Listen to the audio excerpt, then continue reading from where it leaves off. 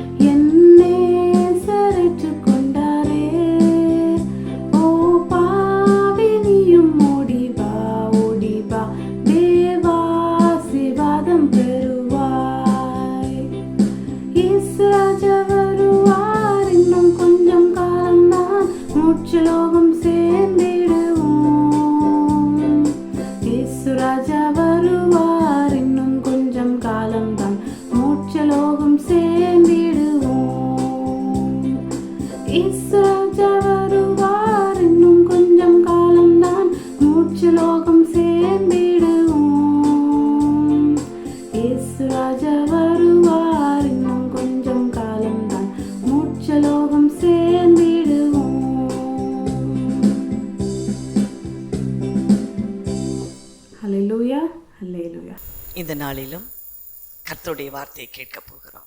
தலை தாழ்த்தி ஜெபம் செய்வோம். அன்பு தகப்பனே, நீர் என்ன வார்த்தைகளை கற்றுக் கொடுக்க போகிறீரோ அதை நாங்கள் கற்றுக்கொள்ள எங்களுடைய செவிகளை திறக்கும்படியாய் ஜெபிக்கிறோம். பேசுகிறவர் நீங்கள் அல்ல, ஆவியானவர் உங்களிலிருந்து பேசுவார் என்று சொன்னீரப்பா. எங்களோடு நீர் பேசுவீராக. இயேசுவின் நாமத்தினாலே ஜெபிக்கிறோம் பிதாவே, ஆமே ஆமே. கர்த்தருடைய பரிசுத்த நாமத்திற்கு ஸ்தோத்திரம் உண்டாவதாக. இந்த நாளிலும் எசேக்கியேல் தீர்க்கதரிசியின் புத்தகம் 38ஆம் அதிகாரம் 7ஆம் வசனத்தை நாம் தியானிக்கவிருக்கிறோம். நீ ஆயத்தப்படு, உன்னுடனே கூடின உன் கூட்டத்தை ஆயத்தப்படுத்து, நீ அவர்களுக்கு காவலாளனாய் இரு. நீ அவர்களுக்கு காவலாளனாய் இரு என்பதை குறித்து தான் இன்றைக்கு நாம் சிந்திக்க போகிறோம். நீ அவர்களுக்கு காவலாளனாய் இரு. காவலாளி என்று சொன்னால் வாட்ச்மேன் என்று அர்த்தம்.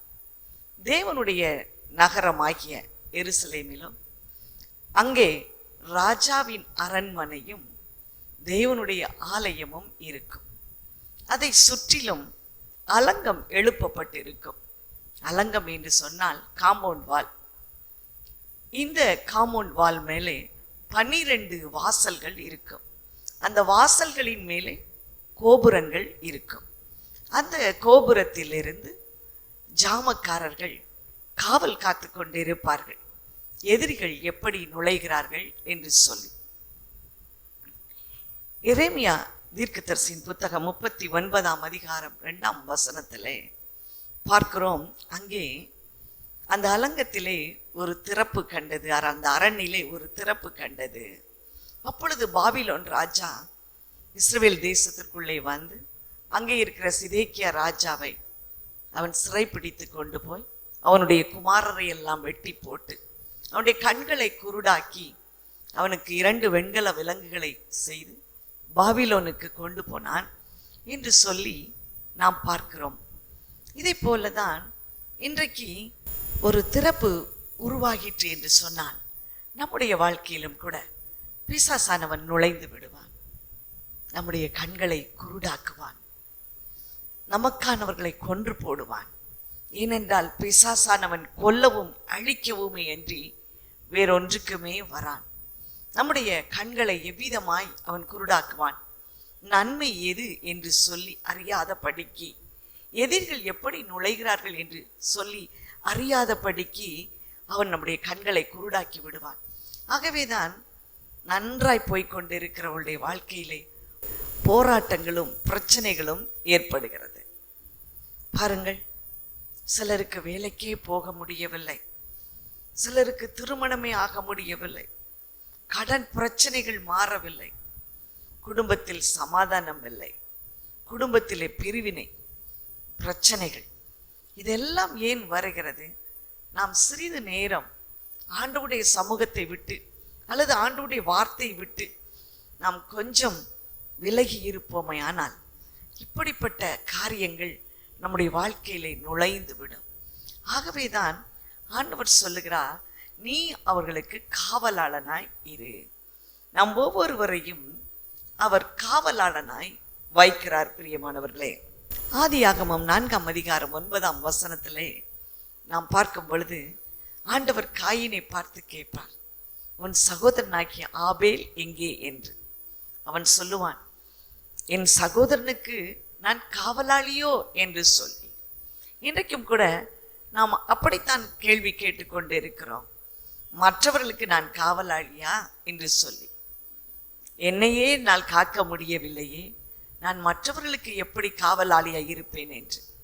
ஆனால் ஆண்டவர் இன்றைக்கு நம்மை பார்த்துதான், இப்படி பலவீனமாய் இருக்கிற நம்மை பார்த்துதான் ஆண்டவர் சொல்லுகிறார், நீ அவர்களுக்கு காவலாளனாய் இரு என்று சொல்லி. ஏசாயா 62ஆம் அதிகாரம் 6ஆம் வசனம் சொல்லுகிறது, எருசலேமே, உன் மதில்களின் மேல் பகல் முழுவதும் ரா முழுவதும் ஒரு காலமும் மௌனமாயிராத ஜாமக்காரருக்கு கட்டளையிடுகிறேன். கர்த்தரை பிரஸ்தாபம் பண்ணுகிறவர்களே, நீங்கள் அமர்க்கையாய் இருக்கலாகாது. இன்றைக்கு கர்த்தரை பிரஸ்தாபம் பண்ணுகிற, கர்த்தரை மகிமைப்படுத்துகிற, கர்த்தருக்கு ஊழியம் செய்கிற ஒவ்வொருவரையும் ஆண்டவர் சொல்லுகிறார், நீ சத்தமிடாமல் இருக்கக்கூடாது.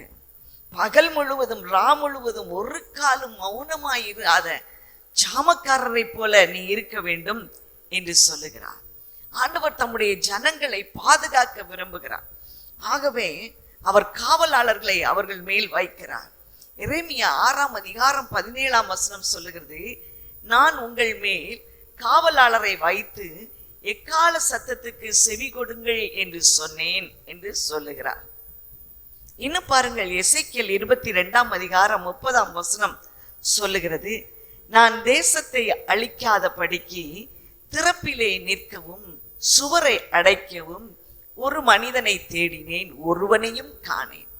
இன்றைக்கு ஆண்டவருடைய அந்த தாகமுள்ள குரல், நான் ஒருவனை தேடினேன் திறப்பிலே நிற்க, ஆனால் ஒருவனையும் காணேன் என்று சொல்லி சொல்லுகிற ஆண்டவர் நம்முடைய கையிலே காவல் காக்கிற பொறுப்பை கொடுத்திருக்கிறார். நீ ஆயத்தப்படு, உன்னுடனே கூடின கூட்டத்தை ஆயத்தப்படுத்து. அதன் பின்பு நீ சும்மா இருக்கக்கூடாது. நீ ஆயத்தப்படுத்தினவர்களுக்கும் உனக்கும் நீ காவலாளனாய் இருக்க வேண்டும் என்று சொல்லி நமக்கு ஒரு எச்சரிக்கை செய்கிறார். நமக்கு ஒரு உணர்வை கொடுக்கிறார், நமக்கு ஒரு வேலையை கொடுக்கிறார். இந்த வேலையிலே நாம் அசதியாய் இருக்கக்கூடாதான். சகரியா 3:7 சொல்லுகிறது, நீ என் வழிகளில் நடந்து என் காவலை காத்தால் நீ என் ஆலயத்தில் நியாயம் விசாரிப்பாய், என் பிரகாரங்களையும் காவல் காப்பாய் என்று சொல்லி ஆண்டவர் எவ்வளவு பொறுப்பை நமக்கு கொடுத்திருக்கிறார். நீ முதலாவது ஆயத்தப்படு, அதன் பின்பு உன்னோடு கூடின மற்றவர்களை ஆயத்தப்படுத்து. அதன் பின்பு நீ அப்படியே சும்மா இருக்கக்கூடாது, நீ அவர்களுக்கு காவலாளனாய் இரு என்று சொல்லி அவர் நமக்கு சொல்லி கொடுக்கிறார். பிரியமானவர்களே, நமக்கு ஒரு பெரிய பொறுப்பை வைக்கிறார். ஏனென்றால் அந்த சுவரிலே ஏதேனும் அல்லது அந்த காம்பவுண்ட் வாலிலே, அந்த அரணிலே ஏதேனும் திறப்பு ஏற்பட்டால் பொல்லாங்கன் வந்து நாம் செய்த எல்லாவற்றையும் அல்லது நாம் செய்த ஆத்தும ஆதாயத்தை அவன் குலைத்து போடுவான். அவர்களை ஒன்றுமில்லாமல் பின்மாற்றம் செய்து விடுவான். கர்த்தருக்கு நேராய் நாம் வழி நடத்தி எவ்வளவோ கஷ்டப்பட்டு இருப்போம், எல்லாவற்றையும் அவன் ஒன்றுமில்லாமல் செய்து விடுவான். ஆகவே நீ ஆயத்தப்படுத்தினவர்களுக்காக நீ காவலாளியா இருக்க வேண்டும், உன்னுடைய ஆத்துமாவுக்கு நீ காவலாளியா இருக்க வேண்டும் என்று சொல்லி ஆண்டவர் நமக்கு கற்றுக் கொடுக்கிறார். பிரியமானவர்களே, மதில் இடியும் போது மதிலின் சுவரை அடைக்கவும் தன்னுடைய இடுப்பிலே ஒரு பட்டயத்தை கட்டிக்கொண்டு எதிரிக்கு முன்பாக போர் செய்யவும் ஒரு காவலாளி, போர் செய்கிற ஒரு காவலாளி தேவையாய் இருக்கிறது ஆண்டவருக்கு. ஆகவே ஆண்டவர் நீ காவலாளியா இரு என்று சொன்னார். 2 விதமான காவலாளிகளை குறித்து நாம் பார்க்க போகிறோம். 2 விதத்திலும் இந்த காவலாளி செயல்பட வேண்டும், அப்படித்தான் சொல்ல வேண்டும். 2 விதத்திலும் காவலாளி செயல்பட வேண்டும். முதலாவதாக அவன் எச்சரிக்கும் காவலாளி. அப்போஸ்தலர் 20:28-29 சொல்லுகிறது, மந்தை முழுவதையும் குறித்து எச்சரிக்கையாய் இருங்கள். நாம் போன பின்பு மந்தையை தப்ப விடாத கொடிதான ஓநாய்கள் உங்களுக்குள்ளே வரும் என்று ஆவியானவர் எச்சரித்துள்ளார். நான் போன பின்பு கொடிதான ஓநாய்கள் வரும். ஆகவே நாம் எச்சரிக்க வேண்டும். நாகும் 2:1 சொல்லுகிறது, சிதறடிக்கிறவன் வருகிறான், உன் வழியை காவல் பண்ணு, உன் அரணை காத்துக்கொள், உன் அறையை கட்டிக்கொள் என்று எழுதப்பட்டிருக்கிறது. சிதறடிக்கிறவன் வருகிறான். இதை சொல்லுவது யார்? இதோ உங்களுடைய வாழ்க்கையை, உங்கள் குடும்பத்தை, உங்களுடைய சரீர பிரகாரமான வாழ்க்கையை, உங்களுடைய ஆவிக்குரிய வாழ்க்கையை, உங்களுடைய ஆத்துமாவை கெடுப்பதற்காக சிதறடிக்கிறவன் வருகிறான், வழியை காவல் பண்ணு என்று எச்சரிக்கிற ஒரு காவலாளி இன்றைக்கு தேவைப்படுகிறார்கள். எச்சரிக்கிற ஒரு கொடூர்மையான மனிதன் அல்ல, எச்சரிக்கிற காவலாளி. அவன் தூரத்திலே வரும்போதே காவல் பண்ணு என்று சொல்லி அவன் காத்துக்கொள்ள எச்சரிக்கிறவனாக இருக்க வேண்டும். எசேக்கியேல் 3:7 சொல்லுகிறது, உன்னை இஸ்ரவேல் வம்சத்தாருக்கு காவலாளியாக வைத்தேன், நீ என் வார்த்தையை கேட்டு என் நாமத்தினால் அவர்களை எச்சரிப்பாயாக. ஆண்டவருடைய வார்த்தையை கேட்டு, நம்முடைய சுய பலத்தினால் அல்ல. நாம் அநேகரை சம்பாதித்திருப்போம், ஆண்டவரை குறித்து பேசி ஆண்டவருடைய பாதையிலே நடத்தி இருப்போம், அவர்களை ரட்சிப்படைய வைத்திருப்போம், ரட்சிப்பின் வழியிலே கொண்டு வந்திருப்போம். ஆனால் அப்படியே நாம் விட்டு கடந்து போகக்கூடாது. அவர்களை முடிவு பரியந்தம் அவர்களை நாம் காத்து கொண்டு ஆண்டவரிடத்திலே நடத்த வேண்டும். அப்படி என்றால் நாம் சில காரியங்களை குறித்து அவர்களை எச்சரிக்க வேண்டும். எப்படி எச்சரிக்க வேண்டும்? நம்முடைய சுயத்தினால் அல்ல, கர்த்தருடைய வாயிலிருந்து வருகிற வார்த்தையினாலே அவருடைய சித்தத்துக்கு நேராய் நாம் அவர்களை நடத்த வேண்டும் என்று வேதத்திலே நமக்கு சொல்லப்பட்டு இருக்கிறது. எசேக்கியேல் 33:6 சொல்லுகிறது, காவற்காரனுடைய பட்டயம் வருவதை கவனித்து எச்சரிக்கையாயிருங்கள். காவற்காரன் சொல்லுகிறான், பட்டயம் வருகிறது என்று சொல்லி. எச்சரிக்கையாக இருங்கள் என்று சொல்லுகிறான். ஆனால் பாருங்கள், அவர்கள் அதை கேட்டும் உதாசீனப்படுத்தினார்கள் என்றால் அதற்கு இந்த காவலாளி நீங்களாயிருப்பான். காவல்காரன் எச்சரிக்காமல் இருந்தால் அந்த இரத்த பழி அவன் மேல் சுமருமாம். ஆகவே நாம் ஆயத்தப்படுத்தினவர்களுக்கு நாம் தானே காவலாளி. யோனாவின் புத்தகத்திலே நாம் வாசிக்கிறோம். யோனா 3ஆம் அதிகாரத்திலே எழுதப்பட்டிருக்கும். ஆண்டவர் இந்த யோனாவை நினிவே பட்டணத்துக்கு நீ எழுந்து போய் அந்த நகரத்திற்கு எதிராய் நான் சொல்லுகிற வார்த்தையின்படி அதற்கு எதிராய் பிரசங்கி என்று சொல்லி இருப்பார்.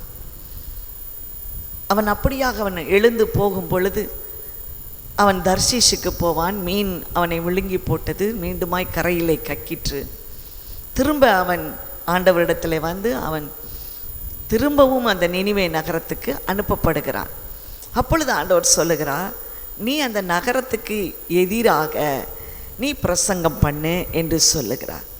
இந்த யோனா எழும்பி நின்று அவன் சொல்லுகிறான், நகரத்தின் மையத்தில் நின்று, இன்னும் 40 நாள் உண்டு, நினிவே கவிழ்க்கப்பட்டு போகும். ஒரு எச்சரிப்பின் சத்தம். அந்த எச்சரிப்பின் சத்தத்தை உதாசீனம் பண்ண முடியாதபடிக்கு ஆண்டவர் நம்முடைய வாயிலே அவருடைய வார்த்தைகளை போடுவார். ஆகவே தான் அவர் சொல்லுகிறார், உன் வாயிலே என் வார்த்தையை அருளுவேன், நீ அதை கேட்டு அவர்களை எச்சரிப்பாயாக. அப்போ ஆண்டவர் சொல்லுகிற வார்த்தை எப்படி இருக்கும்? அந்த வார்த்தை எச்சரிப்பு மட்டுமே இருக்குமே ஒழிய அது ஒரு தண்டனைக்கு உரிய வார்த்தை அல்ல. ஆகவே இந்த நினிவே மக்கள் பாருங்கள், இந்த எச்சரிப்பின் சத்தத்தை கேட்ட உடனே அவர்கள் எல்லாரும் நின்று அவர்கள் உபவாசம் பண்ணி ஜெபித்தார்கள், உபவாசம் பண்ணினார்கள்.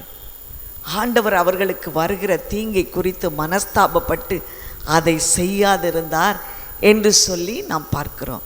இந்த யோனாவின் ஒரு வார்த்தை, ஆண்டவர் சொன்ன வார்த்தை அவன் சொல்லும் பொழுது பாருங்கள், அவன் காவலாளியாய் மாறிவிடுகிறான். இந்த நினிவே மக்களுக்கு ஒரு எச்சரிக்கிற காவலாளியாய் மாறிவிடுகிறான். அந்த நகரம் ஒரு பெரிய ரட்சிப்பை கண்டது.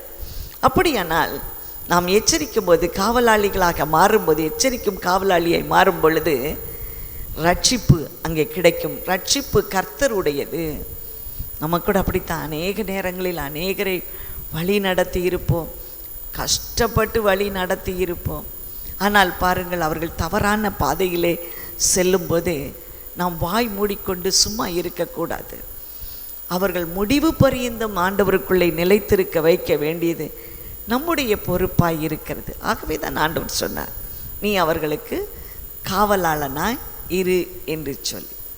ஒரு சமயம் ஒரு சகோதரன் அவன் கார்களை வாங்கி விற்கிற ஒரு தொழில் செய்து கொண்டிருந்தான். அப்பொழுது ஆண்டவர் ஒரு வார்த்தை சொன்னார், இதோ உனக்கு நண்பர்களைப் போல இருக்கிறவர்கள் உன்னை ரத்தம் வரும் வரைக்கும் அடித்து உன்னை குற்றுயிரும் குலையுயிருமாய் போட்டுவிட்டு போய்விடுகிறார்கள் என்று ஆண்டவர் சொல்லுகிறார். ஆகவே நீ எச்சரிக்கையாயிரு. அவன் சொன்னான், எல்லாரும் எனக்கு மிகுந்த நண்பர்கள், நான் இப்பொழுதும் எங்கேயும் போகுவதும் இல்லை என்று சொல்லி சொன்னான். ஆனால் ஆண்டவர் உறுதியாய் சொல்லிக்கொண்டே இருந்தார், நீ மிகவும் எச்சரிக்கையாய் இருக்க வேண்டும் என்று. நாள் ஒன்று வந்தது, அவன் திரும்ப வந்தான். அப்பொழுது சொன்னான், ஆண்டவர் சொன்னது போலவே நடந்தது. நான் என் நண்பர்களை பல நாள் கழித்து நான் சந்திப்பதற்காக சென்றிருந்தேன். என்னுடைய காரிலே நான் நின்று கொண்டு இருக்கிற பொழுது சூழ வந்த நண்பர்கள் திடீரென்று என்னை தாக்குவதற்காக கைகளை உயர்த்தினார்கள். அப்பொழுதுதான் உங்கள் மூலமாய் ஆண்டவர் சொன்ன அந்த வார்த்தை என்னுடைய நினைவிற்கு வந்தது. நான் உடனே ஓடி போனேன், என் உயிரை நான் காத்து கொண்டேன். நான் எண்ணி பார்த்தேன், நான் நினைத்து பார்த்தேன், என்னுடைய நண்பனின் கையிலே ஒரு கத்தி மறைவாக வைக்கப்பட்டிருந்தது. ஒருவேளை நான் அன்றைய தினம் சிக்கி இருந்தால் நான் நிச்சயமாக எல்லாராலும் கொல்லப்பட்டிருப்பேன். சரியான நேரத்தில் ஆண்டவர் எனக்கு சரியான காரியத்தை சொல்லி கொடுத்தார் என்று சொல்லி சொன்னான். பாருங்கள், நாம் இப்படித்தான், நான் ஆண்டவருடைய மந்தையை காவல் காக்கிற பொறுப்பை நமக்கு அவர் கொடுத்திருக்கிறார். அவர் நம்மை எச்சரிக்கும் காவலாளியாய் வைக்கிறார். ரெண்டாவதாக பாருங்கள், அவர் நம்மை பராமரிக்கிற ஒரு காவலாளியாய் வைக்கிறார். பராமரிக்கிற ஒரு காவலாளி. 1 ராஜாக்களின் புத்தகம் 17ஆம் அதிகாரத்திலே எலியாவை குறித்து நாம் வாசிக்கிறோம். அங்கே தேசம் பஞ்சத்தில் இருக்கிறது. ஆண்டவர் சொல்லுகிறார், உனக்கு ஒரு விதவை எதிர்ப்படுவாள், அவள் உன்னை போஷிப்பாள். அங்கே சாரிபாத் விதவை வருகிறாள். எலியா சொல்லுகிறான், முதல்ல எனக்கு ஒரு சின்ன அடை செய்து கொண்டு வா. ஏன் அவன் ஒரு சின்ன அடையை கேட்கிறான் தெரியுமா? ஏற்கனவே அவன் காகத்தாலே போஷிக்கப்பட்டிருக்கிறான். ஆகவே சின்ன அந்த பொருளை ஆண்டவர் மூலமாய் வரும் பொழுது அது அவனுடைய பசிக்கு திருப்தியாய் சாப்பிடக்கூடியதாய் இருக்கும். சாரிபாத் விதவைக்கு எலியா சொல்லுகிறான்,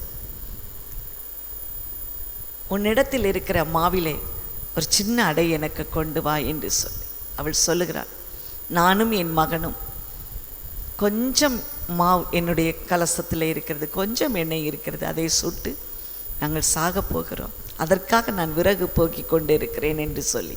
ஆனால் இந்த எலியா சொல்லுகிறான், முதல் அடை எனக்கு கொண்டு வா. பார், இந்த பஞ்ச காலம் முழுவதும் பானையிலே மா செலவழிவதும் இல்லை, கலசத்திலே எண்ணெய் குறைவதும் இல்லை என்று சொன்னான். அவன் சொன்ன வார்த்தையின்படியே அநேக நாள் அவளும் அவளுடைய குடும்பத்தாரும் சாப்பிட்டு திருப்தி அடைந்தார்கள் என்று எழுதப்பட்டிருக்கிறது. ஏதோ பொறுப்பில்லாதவர்களாக அல்ல, அவர்கள் என்ன சாப்பிடுகிறார்கள், அவருடைய வாழ்க்கைக்கு தேவையானது பூர்த்தியாகி இருக்கிறதா என்று சொல்லி நாம் அவர்களுக்கு காவலாளியாக இருக்க வேண்டும் என்று தேவன் எதிர்பார்க்கிறார். லூக்கா எழுதின சுவிசேஷம் 10ஆம் அதிகாரத்திலே நல்ல சமாரியனை குறித்த ஒரு உவமையை கர்த்தர் சொல்லுகிறார். பாருங்கள், கள்வர் கையிலே அகப்பட்டு எரிகோவிலிருந்து எருசலேமுக்கு போகும்போது அங்கே கள்வர் கையிலே அகப்பட்ட ஒருவனை குறித்து ஆண்டவர் உவமையாய் சொல்லுகிறார். அவனை குற்றுயிரும் கொலையுயிருமாய் போட்டுவிட்டு போகிறார்கள். அந்த பக்கமாய் ஆசாரியன் வருகிறான், அந்த பக்கமாய் லேவியன் வருகிறான். ஒருவரும் அவனுக்கு உதவி செய்யவில்லை. ஆனால் அங்கே சமாரியன் ஒருவன் வருகிறான். மற்றவர்களால் நிந்திக்கப்படுகிற அவமதிக்கப்படுகிற ஒருவன் வருகிறான். அவன் என்ன செய்தானா, அவனுடைய காயங்களை கழுவி எண்ணெய் பூசி தன்னுடைய சுய வாகனத்தில் ஏற்றி கொண்டு அவன் அங்கே ஒரு விடுதிக்கு கொண்டு போய் அவனை வைத்து பராமரிக்கும்படியாக அந்த விடுதி காப்பாளனிடத்திலே சொல்லுகிறான். சொல்லிவிட்டு, நான் பிரயாணமாய் போகிறேன், அது வரைக்கும் இவனுக்கு வேண்டியதை நீ செலவு பண்ணு, நான் வந்து ஏதேனும் கொடுக்க வேண்டியது இருக்குமே, ஆனால் நான் திரும்ப கொடுப்பேன் என்று சொல்லி அவன் எவ்வளோ ஒரு கரிசனை உள்ளவனாய் கடந்து போகிற அந்த ஊமையிலே நாம் பார்க்கிறோம். பாருங்கள், இப்படித்தான் நாம் பொறுப்பற்றவர்களாக அல்ல, ஒரு பொறுப்பாளியாக, பராமரிக்கிறதிலே பொறுப்பாளிகளாக இருக்க வேண்டும். அவருடைய தேவைகள் அறிய வேண்டும். ஏதோ ஆண்டவரை குறித்து சொல்லிவிட்டோம், ரட்சிப்பின் வழியை சொல்லிவிட்டோம், இனி போங்கள் என்று சொல்லி அவர்களை விரட்டி அடிப்பதற்கு அல்ல, அவர்கள் அந்த வழியிலே நடப்பதற்கு அவர்களுக்கு உதவி செய்கிறவர்களாக நாம் இருக்க வேண்டும். அதைத்தான் இன்றைக்கு ஆண்டவர் எதிர்பார்க்கிறார். அநேகர் எல்லாம் நன்றாய் செய்து விடுவார்கள், ஆனால் அவர்கள் இருந்தார்களா, இல்லாமல் போனார்களா, என்ன பாடுகளை பட்டு கொண்டிருக்கிறார்கள். திடீரென்று அவர்கள் ஆண்டவரை ஏற்றுக்கொண்டு வேறு ஒரு மந்தைக்குள்ளே வந்து விட்டார்களே, இப்பொழுது அவர்களை பராமரிப்பது யார் என்ற கவலையற்றவர்கள் இன்றைக்கு அநேகர் இருக்கிறார்கள். ஆனால் ஆண்டவர் சொல்லுகிறார், நீ ஆயத்தப்படு, உன்னோடு கூடின உன் கூட்டத்தை ஆயத்தப்படுத்து, நீ அவர்களுக்கு காவலாளனாய் இரு என்று சொல்லி. முதலாவது அப்படிப்பட்ட ஜனங்களை, நம்மால் வழிநடத்தப்பட்ட ஜனங்களுக்காக ஜெபிக்கும் போது ஆண்டவர் அவர்களுடைய குறைவுகளை சுட்டி காட்டுவார். எச்சரிக்க வேண்டிய காரியத்தை எச்சரிக்கவும், அவர்களுக்கு செய்ய வேண்டிய உதவியை செய்யும்படியாக நம்மை அவர் உற்சாகப்படுத்துவார். கட்டாயம் நாம் அவர்களுக்கு உதவி செய்து அவர்கள் நிலை நிற்பதற்கு நாம் துணை புரிய வேண்டும். பிரியமானவர்களே, அதைத்தான் இன்றைக்கு ஆண்டவர் நம்மிடத்திலே எதிர்பார்க்கிறார். எப்படி இந்த மந்தையை கெடுப்பதற்கு பிசாசானவனோ அல்லது வேறு ஜனங்களோ அவர்களை தவறான வழிக்கு கொண்டு போகிறார்களா, எச்சரிக்க வேண்டிய பணியையும் பராமரிக்க வேண்டிய பணியையும் நமக்கு கொடுத்திருக்கிறார். நீ அவர்களுக்கு காவலாளனாய் இரு என்று சொல்லுகிறார். எரேமியா 51:12 சொல்லுகிறது, பாபிலோனின் மதில்கள் மேல் கொடி ஏற்றுங்கள், காவலை பலப்படுத்துங்கள், ஜாமக்காரரை நிறுத்துங்கள், பதிவிருப்பவர்களை வையுங்கள். ஆனாலும் கர்த்தர் எப்படி நினைத்தாரோ அப்படியே வாய்க்கும். ஆம், கர்த்தர் அதற்கு நமக்கு உதவி செய்ய வேண்டும். சங்கீதம் 127:1 சொல்லுகிறது, கர்த்தர் வீட்டை கட்டாராயில் கட்டுகிறவர்களுடைய பிரயாசம் விருதா. கர்த்தர் நகரத்தை காவாராயில் காவலாளர் விழித்திருப்பது விருதா என்று எழுதப்பட்டிருக்கிறது. கர்த்தரே காவலாளிக்கு உதவ வேண்டும், காவலாளியை உசாவ வேண்டும், காவலாளிக்கு கற்பிக்க வேண்டும், அவரே அதை வாய்க்க செய்ய வேண்டும். பிரியமானவர்களே, அன்று ஆண்டவர் ஒரு ஏற்பாட்டை செய்தார். யாத்திராகமம் 12ஆம் அதிகாரத்திலே நாம் வாசிக்கிறோம், சங்கார தூதன் இன்று இரவு கடந்து வருவான். ஆகவே இஸ்ரவேல் ஜனங்களே, பஸ்கா ஆட்டுக்குட்டியை நீங்கள் அதன் இரத்தத்தை எடுத்து ஈசோப்பு தண்டினாலே வீட்டின் நிலைக்கால்களிலும் மேல் சட்டங்களிலும் நீங்கள் அந்த இரத்தத்தை தெளித்து வையுங்கள், அப்பொழுது அவன் உங்கள் வீடுகளை விட்டு கடந்து போவான் என்று சொல்லப்பட்டிருக்கிறது. ஆண்டவர் இந்த பஸ்கா ஆட்டுக்குட்டியின் இரத்தத்தை காவலாக வைத்தார். அதன் பின்பு நாம் தொடர்ந்து வாசிக்கும் பொழுது மோசே என்ன செய்தான் நாம் பாருங்கள். அவன் அந்த ஆட்டுக்குட்டியின் இரத்தத்தை எடுத்து ஜனங்கள் மேல் தெளித்து, இது இந்த உடன்படிக்கையின் இரத்தம் இதுவே என்று சொன்னானாம். அந்த இரத்தம் அவர்களுக்கு பாதுகாப்பை கொடுத்தது. இன்றைக்கும் இயேசுவின் இரத்தம் நமக்கு காவலாய் இருக்கிறது, நம்மை பாதுகாக்கிறது. அந்த இரத்தம் நம்முடைய இருதயத்தின் நிலைக்கால்களிலே அது பூசப்படட்டும், அது பூசப்படட்டும். அந்த இரத்தம் நம்மை காவல் செய்யும். பிரியமானவர்களே, நீ ஆயத்தப்படு, உன்னோட கூடின கூட்டத்தை ஆயத்தப்படுத்து, நீ அவர்களுக்கு காவலாளனாகிறே. இந்த இரத்தத்தின் உடன்படிக்கையின் கீழே அவர்களை கொண்டு வாருங்கள். நீங்கள் அவர்களுக்கு காவலாளனாய் மாறிவிடுவீர்கள். எச்சரிக்கும் காவலாளியாய், பராமரிக்கிற ஒரு காவலாளியாய் நிச்சயமாகவே கர்த்தர் நம்மை அழைத்த அழைப்பிலே நிலைப்படுத்துவார். கர்த்தர் உங்கள் ஒவ்வொருவரையும் ஆசீர்வதிப்பாராக. அன்பு தகப்பனே, கேட்ட சத்தியத்தின்படி எங்களால் வழி நடத்தப்படுகிறவர்களுக்கு நாங்கள் தானே காவலாளியாய் வைத்திருக்கிறார் அப்பா. எங்களைத்தானே காவலாளியாய் வைத்திருக்கிறார். நாங்கள் அவர்களுக்காக திறப்பிலே நிற்கவும், எச்சரிக்கவும், பராமரிக்கவும் கிருபை தாங்கப்பா. ஒருவராவது கைவிடப்படக்கூடாது, ஒருவரும் கெட்டு போவது உமது சித்தம் அல்லவே சுவாமி. ஆம் ராஜா, நீர் அப்படியே எங்களை கொண்டு அவர்களுக்கு ஆசீர்வாதமாய் நீர் மாற்றி விடும்படியாய் ஜெபிக்கிறோம். கர்த்தர் அப்படி செய்கிறபடியினால் உமக்கு நன்றி. இயேசுவின் நாமத்தினாலே ஜெபிக்கிறோம் பிதாவே, ஆமென். ஆராதனை